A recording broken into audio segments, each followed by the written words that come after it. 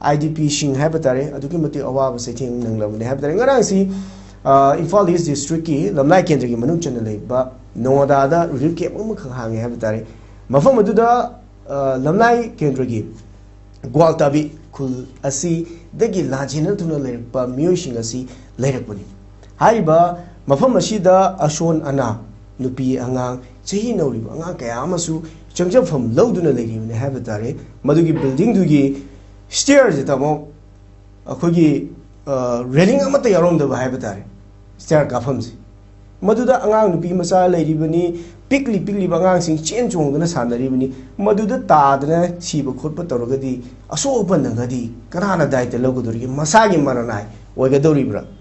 Jay Ani Makai later, Mapomni, Concern or Riba, the Shinatraga, Marile never seen a game from to Nichehi Ani Makai, railing out the bar, building a mother Tamak Bible, Kayamasu to send by our Harry. Aso open junang hari tamu. Sigi pibam dani lady si habitat tamu. Sidani akogi IDP shingna huzik sangai festival pangtho agadi miyam si yumda hanjan zarage santi lady habne na haidana khongjang junction ba matam da su aso open kya manangkre IDP shing. Hauji amuk lengang na thazaba bikiba December ge aroi ba faw bada hanjalani ge haibadu hanjane han biro haidana dara phami masi loiragadi akan ba khongjang singju sanction gani haibagi wafamsu phongdo kiba leirimi tamo hosi lengang na ju thazaba bikraba aduga dana phamduna leiriba changage hai changjarage hairagana amuk phu cheiba amadi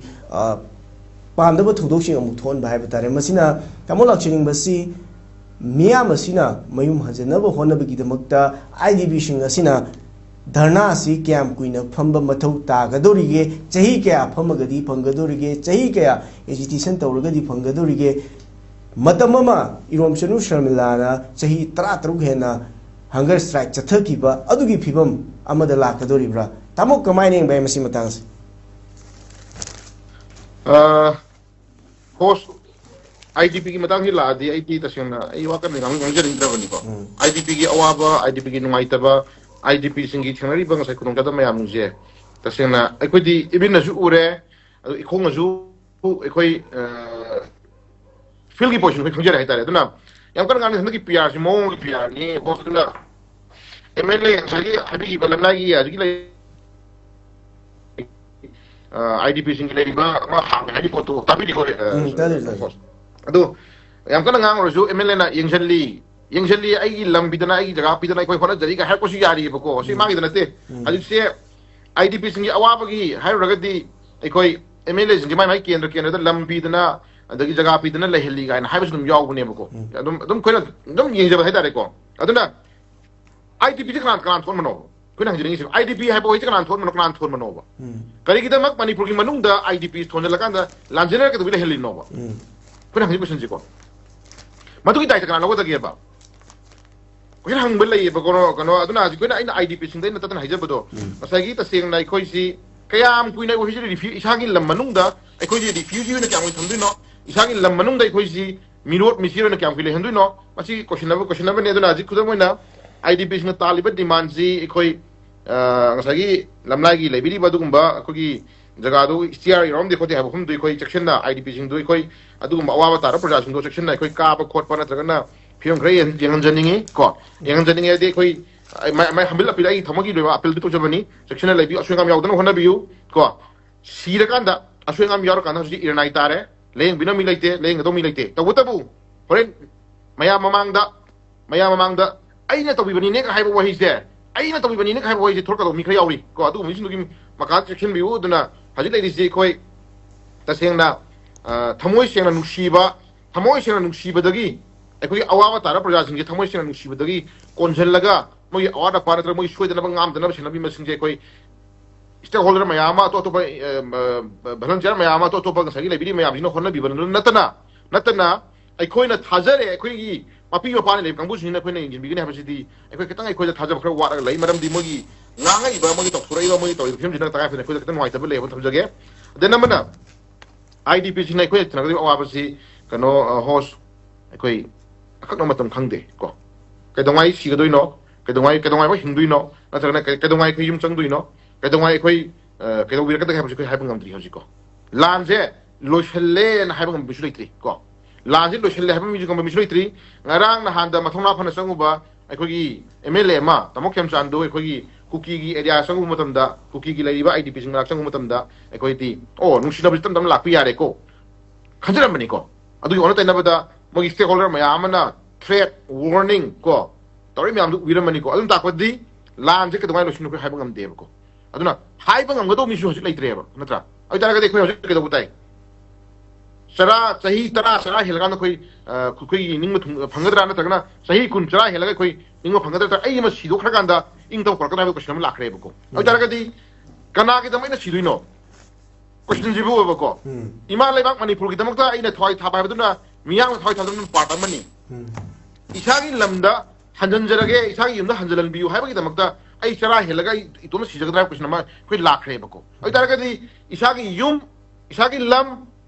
isaki hingkon isaki sinau dagi ai le video family ko dimage hingna khona ma khona bi damaktai koi kai damaktai koi na sai sai area se koi na tuzon pasona le gdina phim lakre oi lagadi ai koi ngakpi serbi kangbu singina sahi tara la gai to ma sibu siba moina hat pa jo hat pa ai koi disina ma login ma tamoire koi disina ma login ma tamoire kyang fi koi khang le ni kayang kui ne koi hajile bi su se koi india le ngak tara tara india gi le ba political structure dan india gi le ba adu anga mathong mayam da koi ai koi ga moga mungna bra ai koi moga ka ka dong na yaw no sumna ma kuta no ya pa pa ra ga drug mafia kang ki terrorist mayam na ai koi sang pa yaroi ha ai koi sat pa yaroi hai na muktra le ga madu gi area da ai koi na khang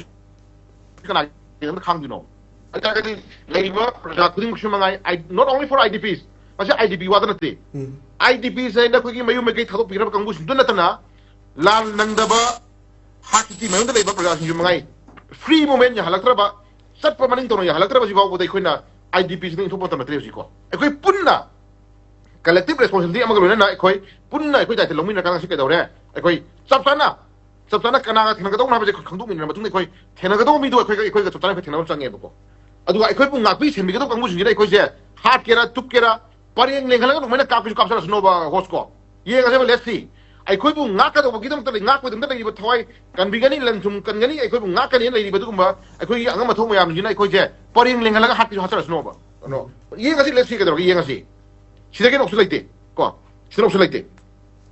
ai khoi ga shani ga laite IDP singi awaba gidam ta ai khoi hajana jana wangang ba se no host ai khoi thamoi da ai khoi yam shock chat le ba khoi ya de ko kam khoi khang du no kam khoi khang du no hajik lanjena matung sahi aniga thama to tret chula jibabuda susam pulis selak pakangbu adi more selak pakangbu de namana sahi to selak pakangbu sinje mi kya sure shirje lai mangam da na siba wakhan ki anxiety na siba wakhan ni laina na siba yung manung ki sawa to ba dagi normally hingam da ke to wa ma khang am da siba ma am sinje mi sin kya sure de bio asi siru ma am je khoina marnai ni ko sire loi ko to ba yari bra ai tara gadi sahi ngai ra ga siba ngai bagi muhutta ai khoi pareng lengal laga sarkar na khoi pareng lengal laga hakki hasra sno ka hasra sno ko kangla ma khoi pareng lengal kan khoi pareng lengal khoi har dhala se phim lak tore blast ko adi kuki gi terrorism kuki gi drug mafia sing nongoi si maru da si shop di mayak sengna ai khoi bu ngapi sen mi to bu kangbu sno happy ne ai khoi da magul leitro ai khoi bu ngapi sen mi to kangbu ne hana halang no khoi magul leitro drug mafia gi khoi si di ꯑꯩꯈꯣꯏꯒꯤ ꯄꯣꯛꯄꯗ ꯏꯁꯣꯔꯅ ꯁꯦꯝꯃꯛꯄꯗ ꯑꯍꯜ ꯂꯃꯟꯅ ꯁꯦꯝꯃꯛꯄꯗ ꯑꯩꯈꯣꯏꯗꯤ ꯄꯥꯡꯗꯕ ꯇꯥꯔꯦꯕ ꯑꯗꯨ ꯀꯨꯀꯤ ꯇꯦꯔꯣꯔꯤꯁꯝ ꯁꯤꯕꯗ ꯑꯩꯈꯣꯏ ꯄꯥꯡꯗꯕ ꯇꯥꯏꯌꯦꯕꯀꯣ ꯐꯔꯦ ꯑꯗꯨꯗꯤ ꯄ꯭ꯔꯖꯥ ꯃꯣꯏꯅ ꯉꯥꯛꯄꯤ ꯁꯦꯟꯕꯤꯔꯤ ꯂꯩꯔꯤꯕ ꯒꯣꯔꯃꯦꯟꯁꯤꯅ ꯉꯥꯛꯄꯤ ꯁꯦꯟꯕꯤꯒꯅꯤ ꯂꯩꯔꯤꯕ ꯃꯄꯤ ꯃꯄꯥꯁꯤꯡꯁꯤꯅ ꯉꯥꯛꯄꯤ ꯁꯦꯟꯕꯤꯗ꯭ꯔꯕꯅꯤꯅ ꯑꯗꯨꯗꯤ ꯅꯣꯏꯅ ꯑꯣꯏꯅ ꯍꯥꯠꯄꯤꯔꯣ ꯅꯣꯏꯅ ꯍꯥꯠꯄꯤꯔꯣꯅ ꯑꯩꯈꯣꯏ ꯃꯣꯏ ꯃꯃꯥꯡꯗ ꯄꯔꯦꯡ ꯂꯦꯡꯉ ꯆꯪꯕ ꯃꯇꯝ ꯑꯣꯏꯁꯜꯂꯛꯑꯦ ꯁꯤꯗꯒꯤꯅ ꯍꯥꯏꯅꯤꯡꯉꯥꯏ ꯂꯩꯇꯦ ꯍꯣꯁꯀꯣ ꯍꯧꯖꯤꯛ ꯃꯇꯝ ꯂꯩꯇꯦ ꯀꯣ ꯍꯧꯖꯤꯛ ꯃꯇꯝ ꯂꯩꯇꯦ ꯍꯧꯖꯤꯛ ꯀꯌꯥꯝ ꯀꯨꯏꯅ ꯍꯥꯎ ꯃꯦꯅꯤ ꯗꯦꯖ ꯍꯥꯎ ꯃꯦꯅꯤ ꯏꯌꯔꯁ ꯃꯤ ꯑꯃꯒꯤ ꯂꯥꯏꯐꯁꯤ ꯈꯣꯡꯐꯝ ꯑꯃ ꯁꯣꯏꯕ ꯃꯇꯝꯗ ipa ipun hainari ko hosko ipa ipun hainari ni hongpham ama soi matamda second namagi matamda ko live se new live se lost again hingmam si bje second namagi wari ne bako kana ko miyo ebana yam phana ma pusi chupa omor ne lagal second namagi duni mai live se soi matamda mo soi matamda ko